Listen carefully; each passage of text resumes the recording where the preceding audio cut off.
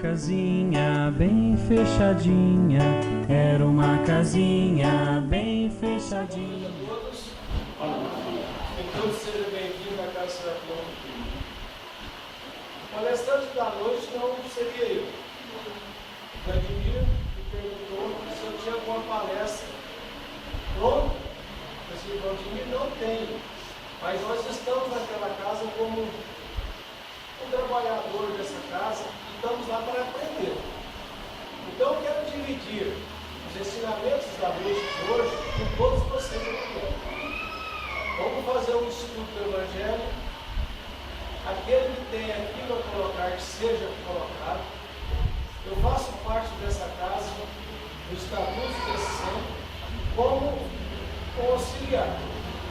E como auxiliar, eu quero que todos nos auxiliem. Pedimos as forças das falanges amigas que nos assistem nessa noite de hoje. Principalmente as falanges desencarnadas em evolução. Aqueles irmãos que precisam de nossas preces. E aqui dentro dessa casa, uma coisa que emana sempre é o amor. E o amor sem fé, ele se perde. Então é necessário que todos tenham a fé para podermos colocar na nossa doutrina cada dia mais alto no pedestal de todos, levando a caridade, a fraternidade a todos. Eu vou dar uma informação que talvez alguém já tenha visto no Jornal Popular que saiu logo no início do ano, a respeito de uma pesquisa feita pelo IBGE em relação às religiões. É sabido de todos que a religião católica é que tem o maior número. A segunda, quem é capaz de dizer? São os evangélicos? Sim. Hoje estamos estudando aqui hoje, todo mundo junto, hein? Qual que é a terceira religião hoje? Uma doutrina que nós estamos abraçando. Menos propaganda. Com menos propaganda, sem mídia. A catexista, o espiritismo. No nosso estado de Goiás, nós somos um número de 147.740, de acordo com a pesquisa. Há 30, 40, 50 anos atrás, quando as pessoas se reuniam escondidas nas catacumbas para poder fazer a prece, para tentar ter comunicação com os seus entes queridos que tinham partido, eram feitas escondidas. Hoje nós somos livres para ter uma porta aberta para aquela pessoa que chegar seja bem-vinda. Adentrar sem ser questionado por que você veio aqui. Eu fiz uma palestra no final do ano de 2009 e 2010 a respeito das mãos. Nós sempre temos que estar com as mãos estendidas. E a primeira coisa que nós recebemos é uma mão que nos auxilia a sair do útero da mãe. E a primeira mão que também faz nós chorar é a palmada de um médico ou de uma parteira, como era feito na antiguidade. Eu nasci de uma parteira. O senhor deve ter conhecido aqui no Maíba a esposa do senhor, que era o delegado na época, o senhor Elias. Então ela era a parteira da cidade, era a primeira mão que recebia todos os filhos da nossa cidade. E não foi muito diferente das cidades do interior, que até hoje os médicos querem saber só das capitais. Então, quando se leu o Evangelho, a irmã falou sobre os despedimentos das riquezas. Segunda-feira nós temos aqui nessa casa a psicografia. Eu tenho uma coisa a dizer a vocês sobre aceitação. Aceitação é uma coisa muito difícil para todos nós. Aceitar um ente querido partir, aceitar uma pessoa na família que é ranzinza, aceitar um irmão que talvez não se dê bem com você, aceitar as coisas da sociedade e aprender a conviver com elas. A aceitação da pessoa que parte e fica prendido aos seus bens materiais, as pessoas que mais precisam de nossas preces, do nosso amor. Todos os dias rezar para essas pessoas, porque eles estão presos ainda no túmulo, em seus bens, em suas propriedades. Com isto, ele faz com que muitos dos entes queridos de seus parentes sejam obsidiados. E essa pessoa, às vezes, vem aqui até o centro pedir uma psicografia dessa pessoa que partiu. Vocês acham que ele vai ter a condição de dar uma mensagem à pessoa que está pedindo? Eu tenho condição de fazer essa mensagem? De imediato, não. Só se tiver muita evolução. Preciso de muito que de todos os familiares. Oração. Muita prece, muita oração. Então, segunda-feira, aquelas pessoas que vinham até o centro pedir essa mensagem, já começam a se preparar com os pensamentos positivos desde hoje. E essa pessoa sente condições de vir comunicar conosco. Não é fácil a pessoa vir até aqui, porque ele também tem medo, ele também tem vergonha, ele tem receio. E nós também ficamos até assustados quando recebemos a mensagem. É difícil aquela pessoa que não emociona. Esse livro aqui, todos conhecem? Sinal Verde. Eu já vi ele, mas não. Esse é um livro básico para a nossa doutrina de André Luiz. É um dos livros dele. Quando a gente fala em aceitação, a gente, eu vou dizer aqui, eu sempre coloco em tópicos, para cada tópico tem uma reflexão. Experiências domésticas. Ordem, trabalho, caridade, benevolência, compreensão começam dentro de casa. A parentela é um campo de aproximação jamais cativeiro. Vamos refletir sobre essa parentela, que é um campo de aproximação jamais sem cativeiro. As famílias de primeiro eram muito fechadas. Principalmente quando tinha um poder aquisitivo maior. Se uma moça apaixonasse por um rapaz que não tinha bens, ou vice-versa, era difícil ter aceitação, não era? Ou era fácil de ambos os lados ter aceitação desse namoro? Porque visaram muitos dotes. Exatamente. Então, o que acontece ultimamente? As famílias estão se abrindo. Quantas pessoas que namoram com outras que jamais pensariam que isso ia dar certo? É uma maneira de aceitação dos pais e da própria família. Esse cativeiro não existe mais. André Luiz coloca muito bem, jamais um cativeiro. Nós temos que estar abertos a todos, que a aproximação de todas as famílias seja feita até nós. Vitor Hugo estava dando uma palestra todos os meses aqui a respeito da família. São 7 capítulos, eu acho que ele está no 4º, ainda falta 3. Esse mês passado ele não pôde vir. Aí a Beth veio no seu lugar e falou sobre a felicidade. Segunda-feira passada, o outro palestrante não pôde vir, a Beth veio e teve a felicidade de falar sobre as crianças. A família não continua se não tiver crianças. E dentro delas é que nós aprendemos com a sua simplicidade. Aprendamos a ouvir sem interromper os que falam à mesa doméstica, a fim de que possamos escutar com a segurança as aulas da vida. Quando a gente sempre está reunido numa mesa, enquanto familiares que têm muito tempo de não ver, é normal ter as crianças. As crianças dão um ensinamento tão grande para a gente dentro da família, que a gente jamais acredita naquilo que está acontecendo. A evolução hoje está tão rápida, que os conhecimentos das crianças chegam tão na frente da gente, que realmente eles chamam nós, senhores, avós de carinho. Os meus 2 netos foram brincar no quintal em casa e um quebrou um enxadãozinho que eu tenho, quebrou o carro. Aí a hora que eu fui olhar o que estava fazendo, uma falou, eu falei assim, quem foi que quebrou o carro do chacão do Rubens? A Eduardo, que tem 8 anos, chegou, não, já estava assim há muito tempo. O Felipe assim que chegou assim, não, eu quebrei, fui tirar fogo, assim só faz quando bate na pedra, e o carro pegou aqui na pinga. Eu tenho que aceitar as duas opiniões. Um tentou falar para o vovô que a coisa tinha acontecido muito tempo, deve ter sido eu mesmo. O outro já foi mais sincero, já foi direto. Isso é uma maneira de aceitação. Eu não posso reprimir uma neta porque ela tentou me intimidar. Ele defendeu. Ela estava defendendo quem? O irmão. Isso, gente, é aceitação.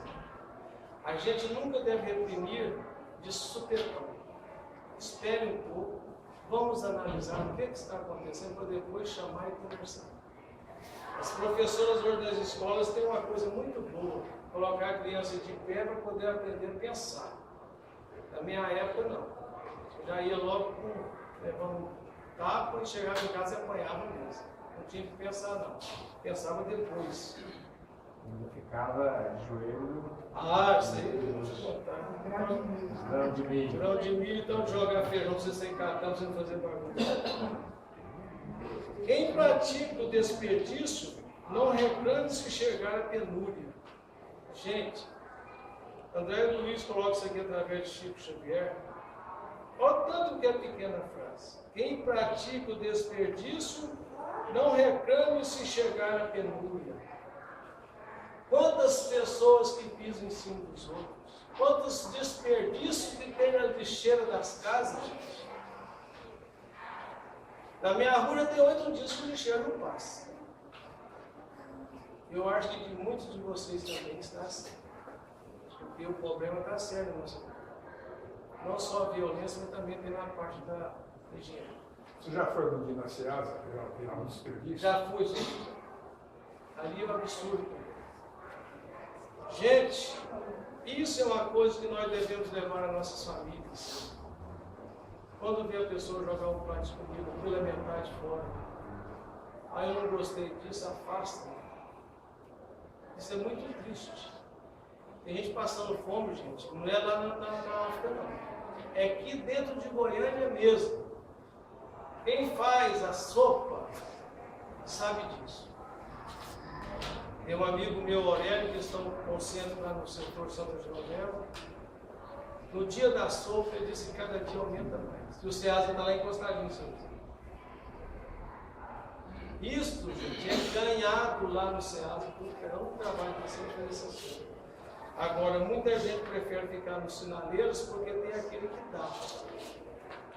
Eu tenho que aceitar aquela pessoa que dá também. Aquele que às vezes não precisa, porque ele vai para um canto para comprar uma pedra de carne pelo seu valor, se você quer baixo. É por isso que é fácil acabar com as famílias. Mas nós devemos aceitar isso também. Mas a nossa obrigação de espírita é tentar levar para essas pessoas a palavra amiga e estender a mão. E aceitar também o seu mau cheiro, a sua roupa suja, o seu linguajar totalmente diferente. Alguém já tentou ficar com a pessoa do sinaleiro aqui, entre nós, aqui, por menos de 2 minutos? Alguém já teve a capacidade de parar o carro, estacionar e conversar com essas pessoas? E o medo? A gente não tem coragem. Você pisa fundo e casca fora. Você não sabe. Aqui na Castelo Branco, onde é que eu passo todo dia com a Rosa, uma pessoa, um rapaz, você vê que o rapaz é forte, é sadio. Ele foi chegando perto do carro, você viu que o vidro foi subindo, porque todo mundo tem um carro elétrico. Quer dizer, a pessoa ficou lá dentro sentindo calor, evitando um mal maior, talvez. Mas a pessoa está só pedindo mesmo, não sabe as intenções. Mas não podemos também dar a chance que isso aconteça com a gente. Benditos quantos se dedicam a viver sem incomodar os que lhe compartilham a experiência. A gente saber ouvir as pessoas é muito bom. Deus nos deu 2 ouvidos, apenas uma boca. Eu já disse muitas vezes nessa casa, tem Às vezes a Gessi leva e não dá conta de fabricar tanto sabão para lavar a língua das pessoas. A gente tem que saber compreender, ouvir, diluir, absorver, para depois jogar para fora aquilo que realmente sente. Às vezes é necessário você fazer até uma colocação mentirosa para poder se sentir bem naquele momento. Não é que é um costume da pessoa ter política. Evite brincadeiras de mau gosto que não raro conduzem a desastre ou morte prematuras. Antes de ontem foi 1º de abril. Eu tenho um funcionário que teve um irmão, uma irmã que foi para o túmulo sem perdoar a outra irmã, por causa do 1º de abril. Eles são de origem aqui de Jandai, Indiara.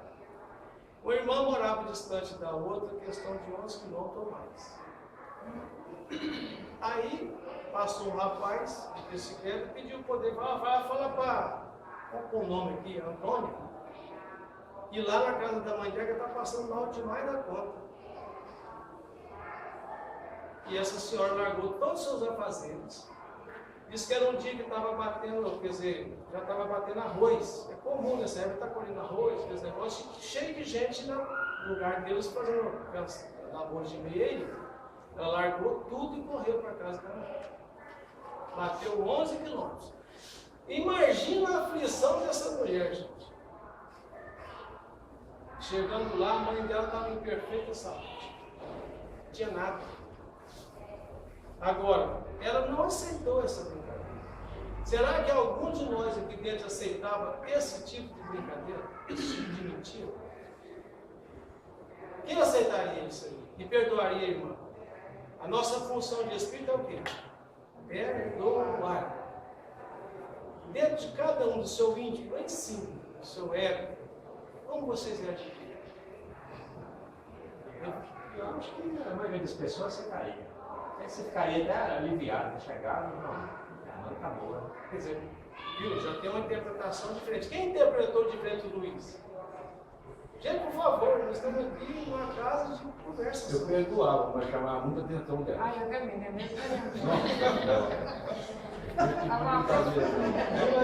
Se chegar o poder, mas que é difícil mesmo, né, gente? Mas naquele tempo isso era muito comum. Hoje está. Não, hoje descartado, não usa mais. Hoje é pela internet. Hoje é pela internet, né? Isso é muita mentirinha na internet, isso aí já. Depois muitos tiram verdade. As pessoas estão conversando reto aqui. Sem dúvida. Aconselhe a criança e ajude a criança na formação espiritual, porque isso é obrigação de quem orienta. Mas respeite os adultos em suas escolhas, porque os adultos são responsáveis e devem ser livres nas próprias ações, tanto quanto você deseja ser livre em suas ideias e empreendimentos. A criança, até os seus 7, 8 anos, ela absorve tudo que nós fazemos e falamos para elas.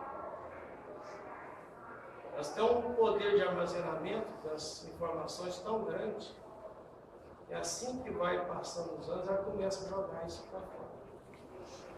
É a hora mais importante para um pai de família, para uma mãe, para uma tia, para uma madrinha, na hora de conversar com essas crianças. Essas informações devem ser muito bem colocadas. Primeiramente, gente, hoje as crianças precisam de ouvir a verdade.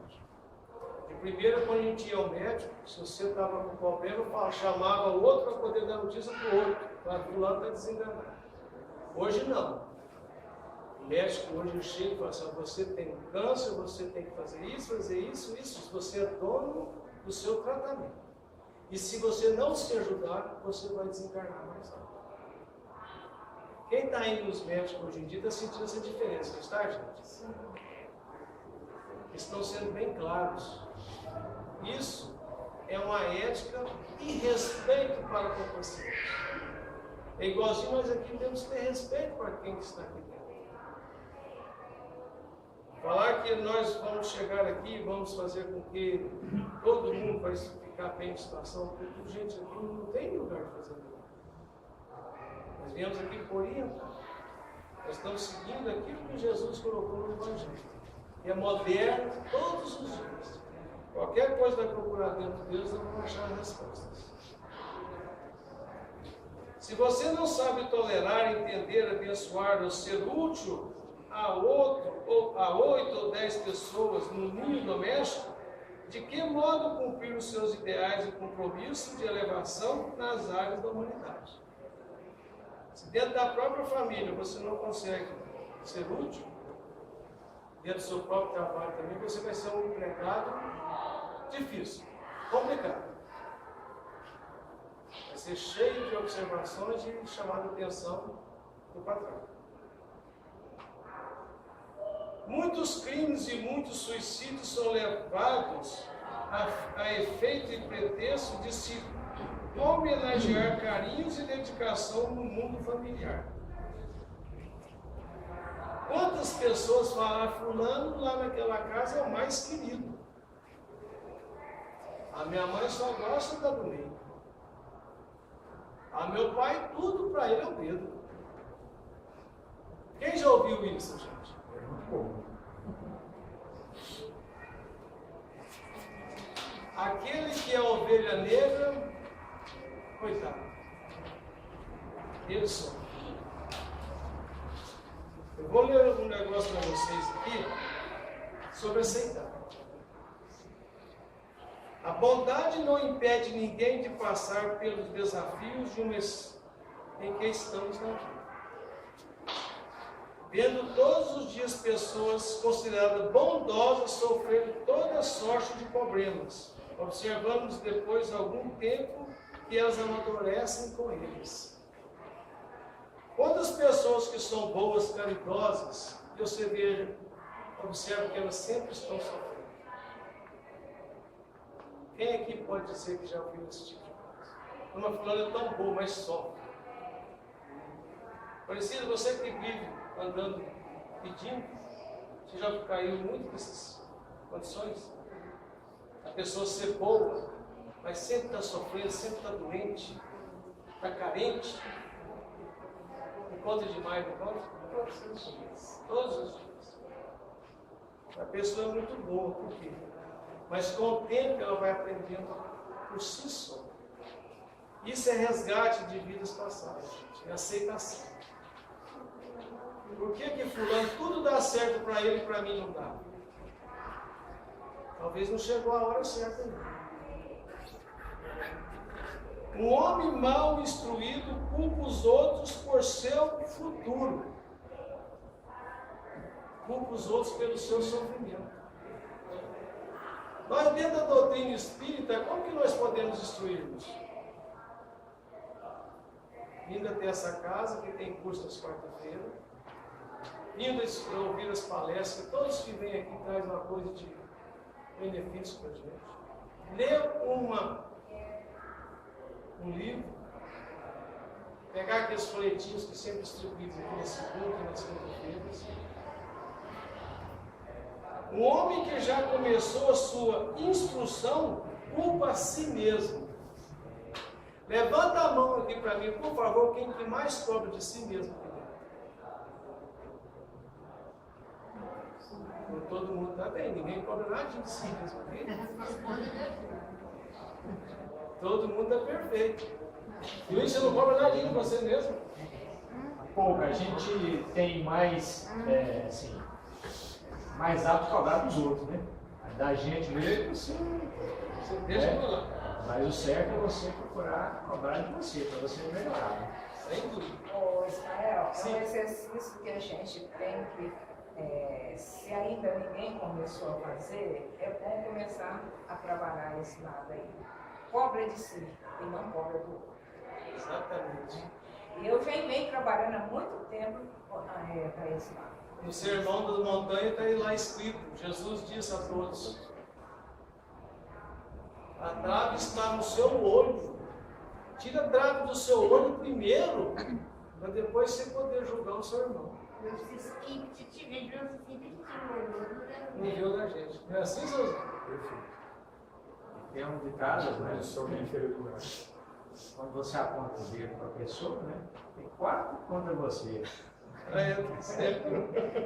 4 contra... 4 para você, 3 para você e 1 para ele. Um para Deus. Então, O homem, quando sua instrução está completa, não culpa os outros e nem culpa a si mesmo. Esses homens são muitos ou são poucos ou são raros? Vamos lá, Escola Bahia. São muitos, são poucos ou são raros esses homens?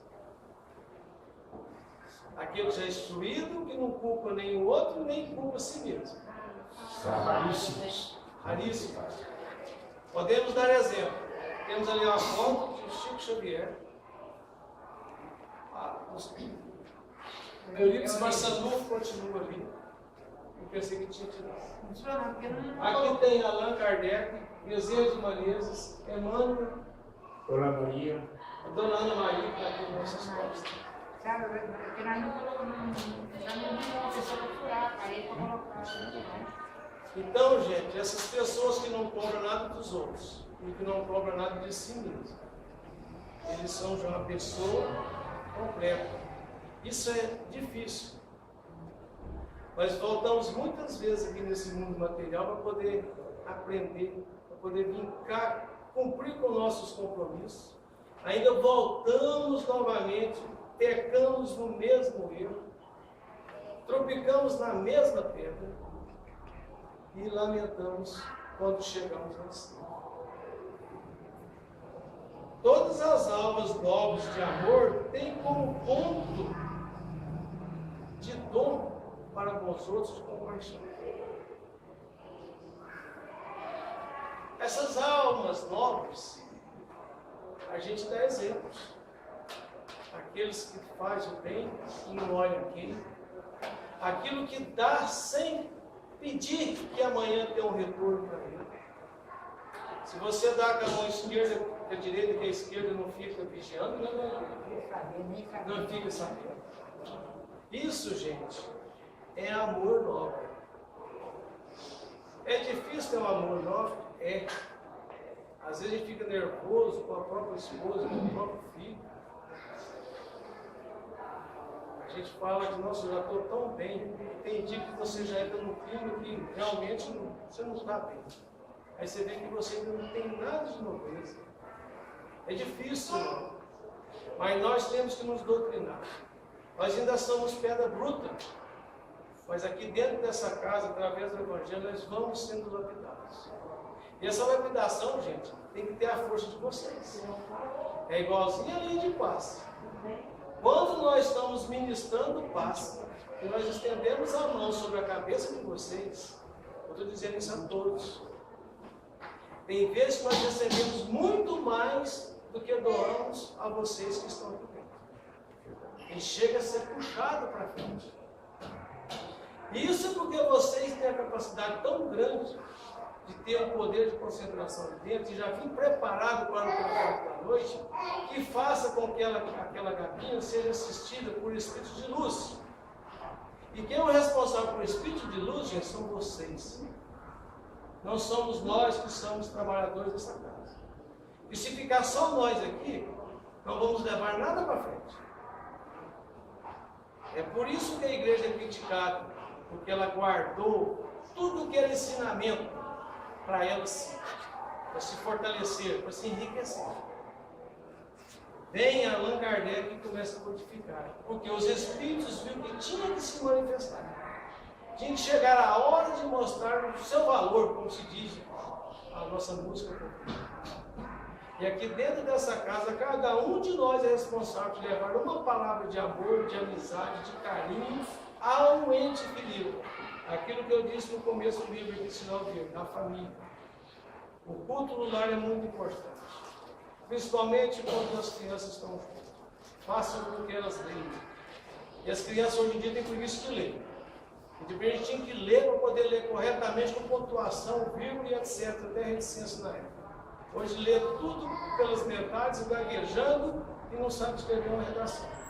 Chega no vestibular, reclama da sorte porque não passou, vai ter um da redação. Mas isso tem que ser o que, gente? Uma aceitação. Então, eu sei que meu horário está passando 2 minutinhos, mas eu vou ler uma coisa aqui. Quem de vocês acha que Einstein teve aceitação de Deus? Aceitação de uma religião? Se errar não tem problema, se acertar, parabéns. Quem acha? Como que é a pergunta? Einstein, o cientista. Albert Einstein. Deus não tem religião. Certo, ele não tem religião. Opinião sua. Quem acha que ele aceitou a religião? Aceitou Deus? Ótimo. Eu vou ler o que ele fez. O que ele falou. Isso aqui, ó, são 3 pessoas, eles acreditaram. Foi James Kepler, o Isaac Newton e o Albert Einstein. Pai da teoria da relatividade, professavam um sentimento religioso cósmico. Gente, o que é um movimento religioso cósmico? É o que envolve todo o nosso universo. Onde que tem espíritos? Em todos os universos. Nós somos cósmicos, somos eternos. Capaz de extrair os homens do ócio e da rotina e levar-los a uma realidade suprapessoal. O autor da frase, meu querido Deus, não joga dados com o mundo. Defendia que esse sentimento religioso cósmico era 3º grau da vida religiosa. Os 2 primeiros eram a religião animista e a religião moral. O que ele falou 3ª religião aqui? Cósmica é a 3º grau da religiosidade. O que muitos palestrantes falam aqui que nós vamos viver, nós estamos passando por um período e daqui a 50 anos nós vamos viver no mundo de regeneração. Isso aí, eu já disse isso aqui, ó, em 1955, aliás, desculpa, em 1879. Einstein, que se qualificava como pateísta e tomava emprestado do filósofo Baruch Spinoza a necessidade de si, cientista, o amor intelectual de Deus. Alguns de seus extratos sustentam que a religiosidade cósmica é a fonte mais forte e mais nobre da pesquisa científica. Quer dizer, ele não chegou a escrever nada sobre isso porque ele ainda estava escrevendo, estudando sobre isso aqui, não teve, acho que, tempo nessa vida, não é? Só quem pode avaliar os esforços enormes e, sobretudo, o devotamento, sem a qual a criação científica que abre novos caminhos não poderiam ser realizadas, esta em condições de apenas a força do sentimento que sozinho pode dar nascimento de um tal trabalho designado da vida política imediata. Em nossa época materialista, os trabalhadores científicos sérios são os únicos homens que se conservaram profundamente religiosos. Eles ficavam isolados sozinhos. Ele chegou numa teoria que todos eram religiosos, porque eles tinham o objetivo de pedir um auxílio acima daquilo que eles estavam pesquisando para poder dar conta do recado. Não pode conceber um cientista sem uma fé profunda. Qual que é a fé profunda do cientista, gente? É descobrir aquele remédio, aquele bálsamo para a cura. A ciência sem religião é manca, e a religião sem ciência é cega. Que assim seja, gente. Obrigado por todos. Que sejam sempre bem-vindos à Casa Serafina. Era uma casinha bem fechadinha, era uma casinha